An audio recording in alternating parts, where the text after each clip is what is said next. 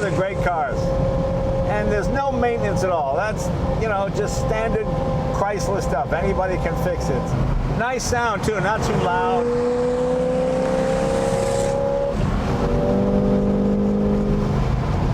Welcome to the episode of Jay Leno's Garage, Pandemic Edition.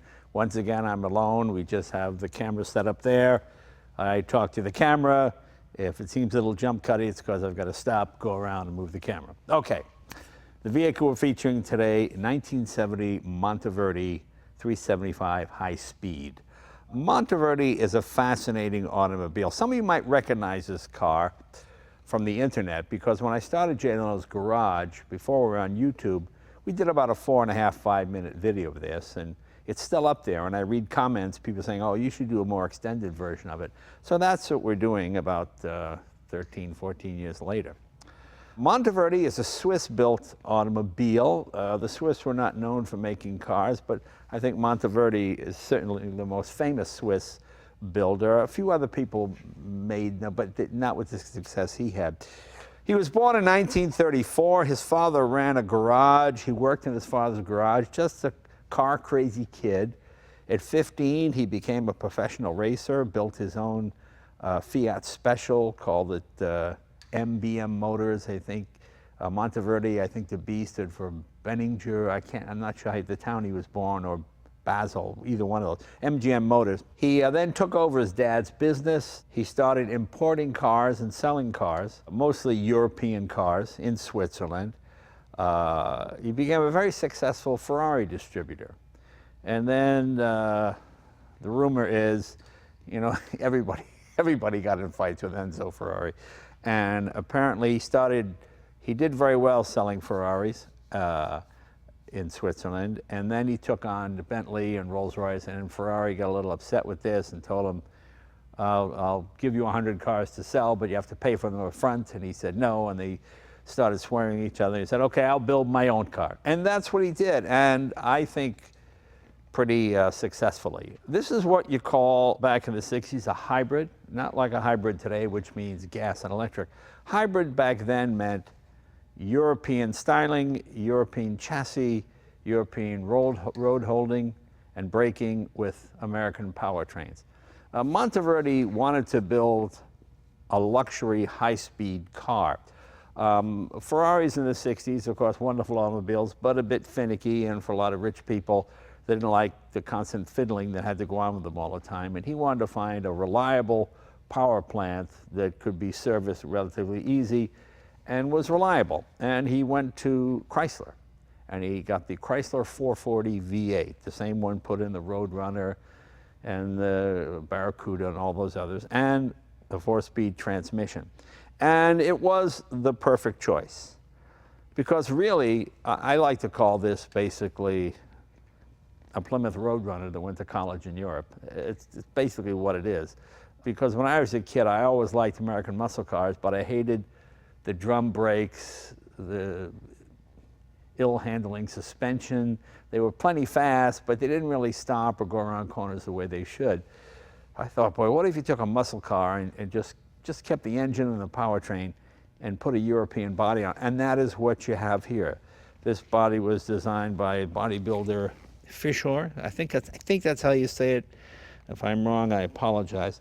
You know, it's funny when you have these kind of things, you don't know anybody else that has one. You're never quite sure how to pronounce them. This car is interesting because this is the same car I saw at the London Auto Show on the stand. It was yellow. I had a brochure, and when we shot the video 13, 14, yeah, however long ago it was, as you can see, the car was yellow. It was very rare because most were automatics. Most had the torque flight.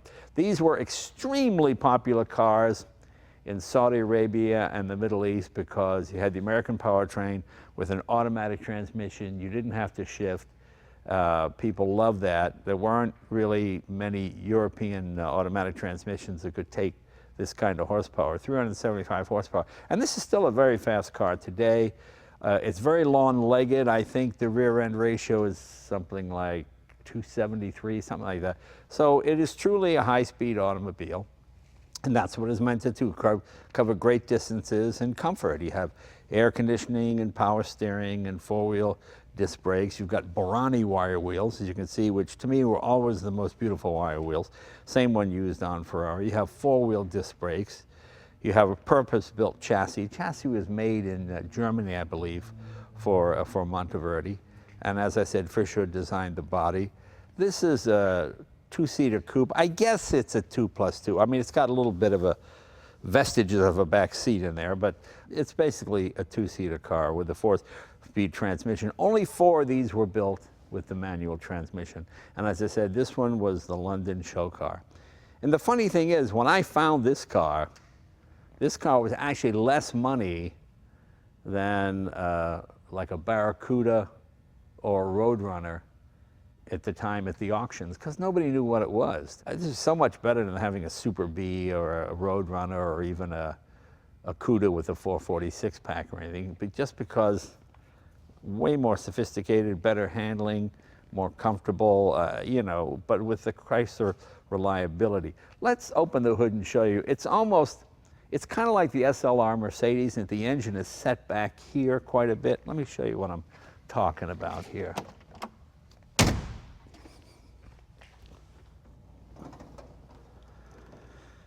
As you can see, it's not particularly clean under here because this is a driving, running, functional automobile. It's not a show car anymore. It was once. As you can see, the engine is set back further than it would have been normally. You've got this beautiful piece of aluminum here. I mean, your fan is way back here, so you need that to provide suction to pull cold air in, and it works perfectly fine. The only thing I've done to this, added a more modern compressor for the air conditioner and the ignition, MSD ignition. That's about it. Other than that, it's completely stock. And you know, I really haven't touched this motor in 25 years other than oil changes and spark plugs and tune-ups, of course. And it runs perfectly well. I mean, it runs terrific. This is one of the great motors, this 440. This is the most underrated motor. On the street, I think it actually produced more raw horsepower in stock form than the Hemi. I mean, the Hemi, of course, you could tune and get way more power out of it. But in terms of having something on the street, this was equal to the Hemi engine in terms of just street-to-street drag racing. If both were completely stock, I think that's pretty fair to say. I've got both of them. They feel really close. But of course, once you put headers on the Hemi and tune it, open it up, and get it to really breathe, well, that'll eat this thing alive. But in stock form, it's a darn good motor. It's really, really reliable, really, really good. Chrysler transmission and rear end. Everything is exactly it would have been when it left the factory. This car sold for about $22,000 back in '69, '70, which was right up there with Ferrari and Rolls-Royce, and might even have been more. But Monteverdi was quite successful. Then, of course, like so many manufacturers in the early parts of the '70s, the gas crisis hit much worse than it has hit more recently. Gas prices shot up, and there were shortages and OPEC and all of that. And the demand for these went way down. It was seen as wasteful to drive something like this. So Monteverdi quickly switched to, well, I think he's sort of the inventor of the luxury SUV. He built one, I think, called the Sahara, and he would take SUVs and just put really fancy interiors in them and made them very plush. And so he was sort of the father of that. Interesting guy, you know. He was a race car driver who was very successful as a race car driver. He just loved automobiles, born in 1934, died in 1998, fairly young man, when you're my age anyway, he was a young man. And like Ferrari, volcanic temperament, you know, didn't suffer fools gladly. But that's what you have to do when you're building your own car. And I think it's a really good looking automobile. I would put this against the Spyder or any of the Ferraris. Certainly better looking car than the Ferrari 400, I think. But that's pretty much what's happening under the hood. Come on, let's go around to the rear of the vehicle, and I'll show you the trunk. You got your power bulge here, which is really kind of cool. Come on, let's go around to the back. Okay, here we are at the rear of the vehicle. As you can see, still had chrome bumpers, which didn't disappear for another couple of years. I like the chrome bumpers, dual exhaust. See, Monteverdi High Speed 375S. Now, 375 stood for, as I said, the 375 horsepower of the 440 engine, which was a huge amount back in the day. And the S for speed. Most of the Monteverdis they built had the torque flight automatic. Some were 4 doors and some were bigger, the wheelbase is longer. This is my favorite one because it's reasonably compact. You could get some people in the back maybe in a pinch, but for the most part it's a 2-seater coupe, although it does have 4 seats. Let's see what the trunk looks like.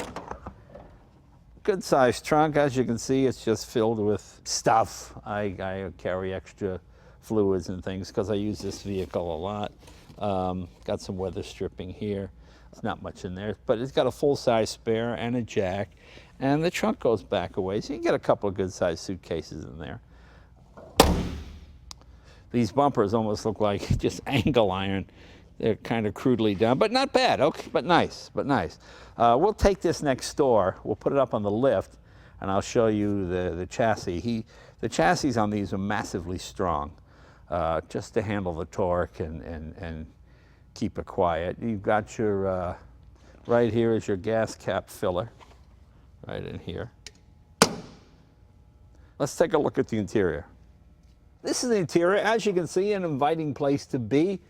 Wood steering wheel. I think this is a stock wheel, I'm not sure.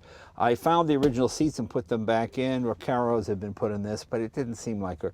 You know, I hate those buttock clenching seats where you sit like, these are nice, big, comfortable seats. And the headrest is built right into this seat. Your gas tank, miles per hour.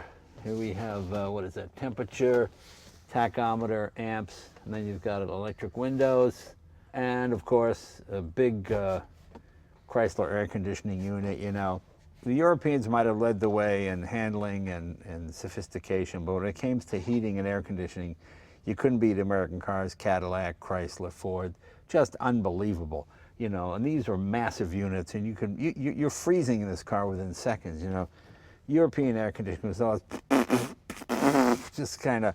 I haven't a spot and it's got the Italian air conditioning. It's hilarious. It's like the funniest air conditioning. It actually has to be a cold day before you get any air conditioning. Whereas this thing is fantastic.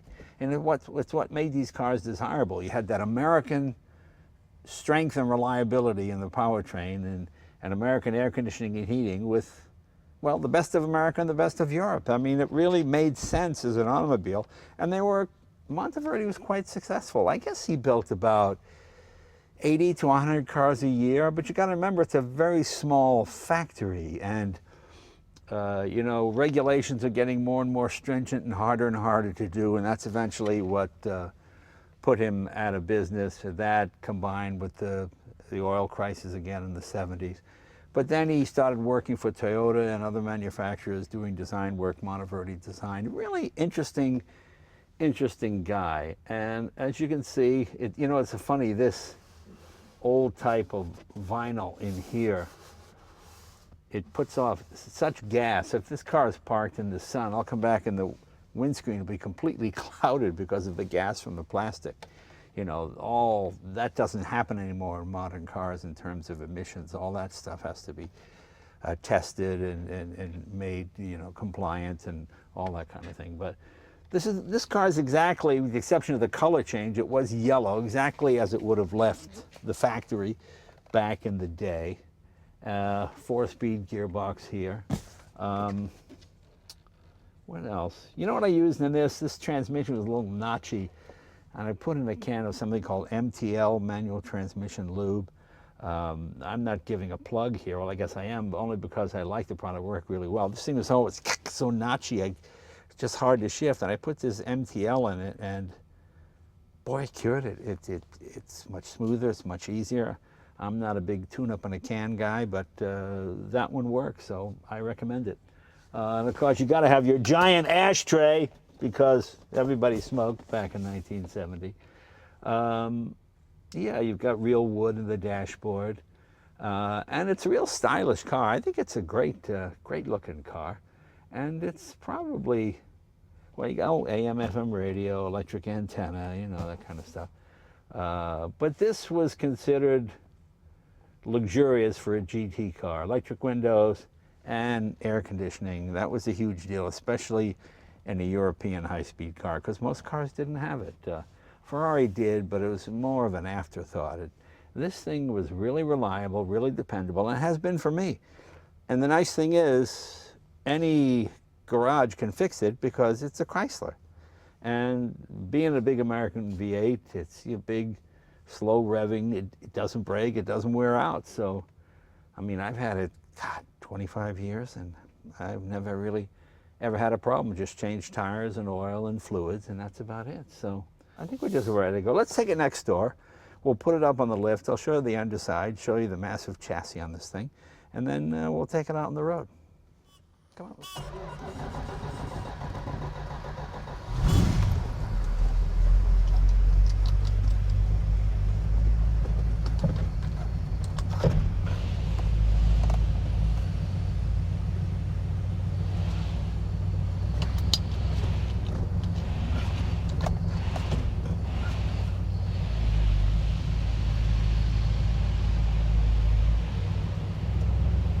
Take it next door.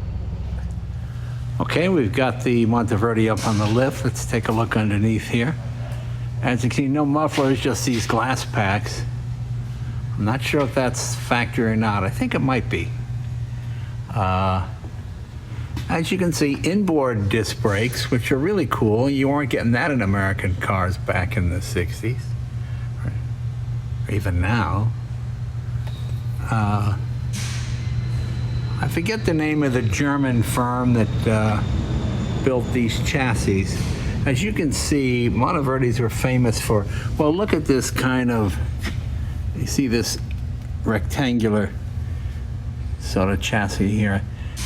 Very strong, very durable, pretty much lasts forever. No evidence this car's ever been in an accident. See? Independent suspension, of course.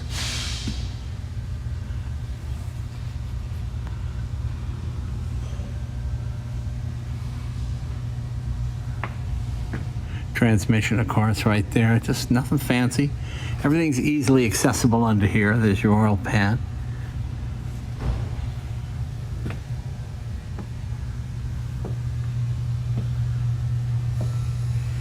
Coils back here.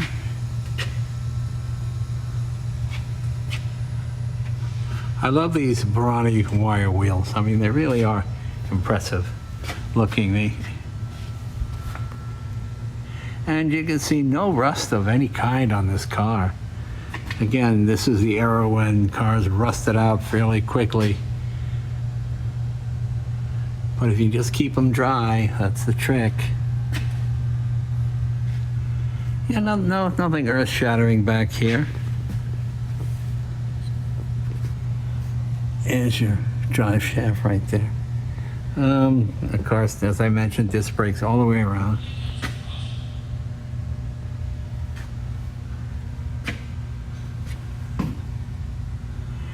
Pretty straightforward. Let's get a look at the front of this car. That big kind of fish mouth on it there, which is oddly attractive to me. Single headlight, of course. Okay, so that's about it. There's your massive radiator. You know, one place, as I mentioned before, American cars always excelled: heating, air conditioning, in cooling. You know, a lot of European cars had come to the California climate, and boy, they would heat up and overheat and whatever. But American cars have always, that's one thing we've always done well. We take our comfort more serious than we take our handling. Just showing a little bit of detail under here. Okay, I thought that ought about do it. Let's put it back on the ground, get in the car, and we'll go for a ride. There you go. You know, Peter Monteverdi was a very talented guy. I mean, race car driver, good designer, good sense of engineering, kind of self-taught guy. I mean, he's running the business at age 25. I believe he was the youngest Ferrari dealer in the world at the time. He so impressed Enzo, and then he kind of got Enzo mad at him.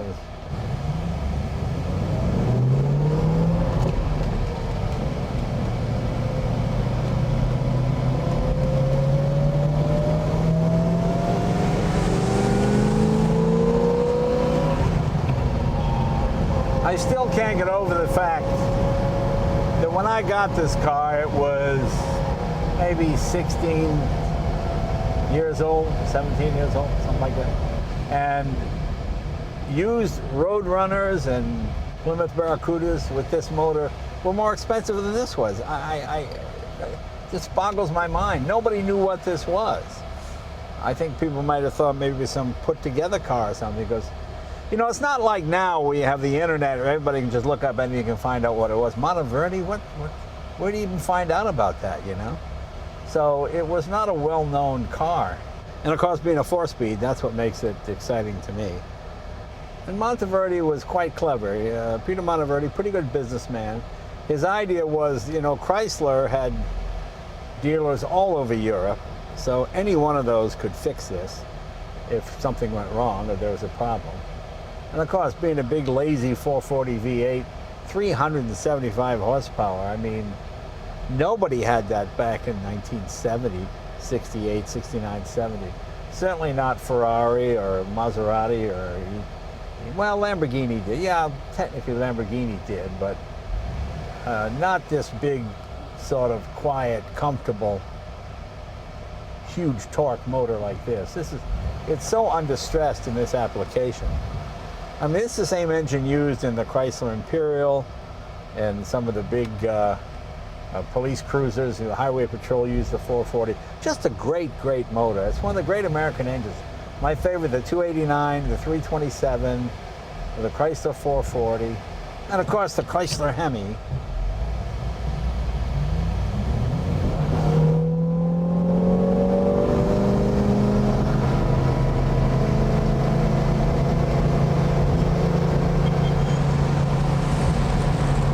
And unlike a lot of Italian exotics of the period, you can be long-legged and sit in this car. You're not jammed up against the steering wheel, you know. All kinds of leg room. And just such a long pole motor, you know. Just that torque just carries you through. Visibility is excellent, you know. The whole greenhouse effect is very nice. It is about almost 100 degrees here today in Los Angeles, Fahrenheit. And this is at, what's that? Just about 60, 65 degrees centigrade. So that's excellent, actually. Pretty amazing. This car never overheats, very dependable. The only thing I had to do, as I said, was I just put a new compressor in it because the car had sat for a long time, and you know, these things just kind of freeze up or something. I don't know. It's just easier, just rather than take the old compressor apart, just put a new one in and you can run 134 instead of Freon and solve your problems. I thought that was a nice touch, the fact that the headrest reclines into the seat, because most people did not like the big giant headrests when they first came out. They thought they were really ugly and unattractive, whereas this one you can put it up if you want and push it back in when you're done. Again, this really is the definition of a grand touring car, a GT. You've got adequate road clearance, very normal road heights. You're not tearing a splitter or rip the bottom end out all the time.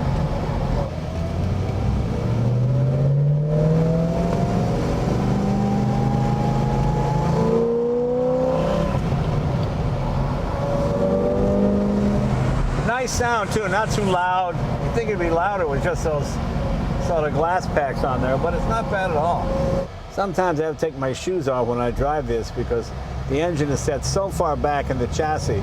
As you see it intrudes here on the engine compartment. Nobody ever guesses what engine this has. They always think some kind of twin cam 6 or something like that. Nobody ever guesses a big 440 Chrysler. And the engines are 100% stock. I don't believe Monteverdi modified these engines in any way. But it was sort of a genius idea. It had the exotic look and feel of a European car with the sensibility of an American powertrain. You know, nowadays there are Lamborghini and Maserati, all kinds of specialists. But back in the day, you just, you know, in the 60s, you just had mechanics. You pull into a gas station. You know, the number of guys I saw got screwed up by the Rochester fuel injection on Corvettes and Chevys. You know, a lot of guys just replaced it with a 4-barrel or 2 4-barrels if they could. The simplicity of this engine, you know, hydraulic lifters, nothing, just change the oil and put plugs in it every 15, 20,000 miles. As I said, this body was designed by Fisher. I think that's how you say it. The original was Pietro Fiore. He designed the first generation, and then Fisher did the later body. The essence of this was also used in the AC Bristol, you know, that 428 deal they built back in the 60s. The Maserati Mistral, I think that's how you say it. I think they use the same sort of, some of the same body stampings. You know, there's a wonderful museum in Switzerland that has all the Monteverdi cars, and it's rather sad because I think a lot of people walk right by it when they're there and don't realize that Monteverdi was an automobile manufacturer. And certainly of some renown. You know, he was well respected. He didn't build obviously as many cars as Ferrari or Mercedes-Benz, but he managed to make a profit building 80 to 100 cars a year, which is not easy to do. But this idea of using American power plants in European cars certainly did not start with Monteverdi. He was the more successful one, Iso Grifo, Bizzarini, a lot of them did. And to this day, I mean, the small block Chevy is used in all sorts of exotic cars, as well as the Corvette and, you know, Camaros and everything else as well. So anyway, I read in the comment section, a lot of you were asking to see a longer version with this car, so I hope we gave you what you wanted. Anyway, you can go back and look at that earlier version and see a younger version of myself. But the car has not changed a whole lot in the 13 or 14 years since we did that last video. Safe to say, I think Peter Monteverdi got it right, you know? Take a big American engine, you put in a svelte, sexy-looking European car, and you got a winner, and that's what he had here. To me, this is one of the great cars. And there's no maintenance at all. That's, you know, just standard Chrysler stuff. Anybody can fix it. I think it's a formula that still works well today, actually. Anyway, I hope you enjoyed this little trip, and probably the only Swiss car I think you'll see for a long time. So I think he can hang his head proud. He did a good job. And these are going up in price again. You know, I don't think you'll find any of these for under $200,000. I'm not going to tell you what I paid for, because you'll go, oh, wow! But it was a long time ago, and well, let's think of it as an investment. You can drive around. Anyway, thanks for watching, you guys. I hope you enjoyed this little video, and you know, I just want to make sure we have new content every week, so we're not having to stick up reruns again. So see you later. Thanks, you guys. Bye-bye.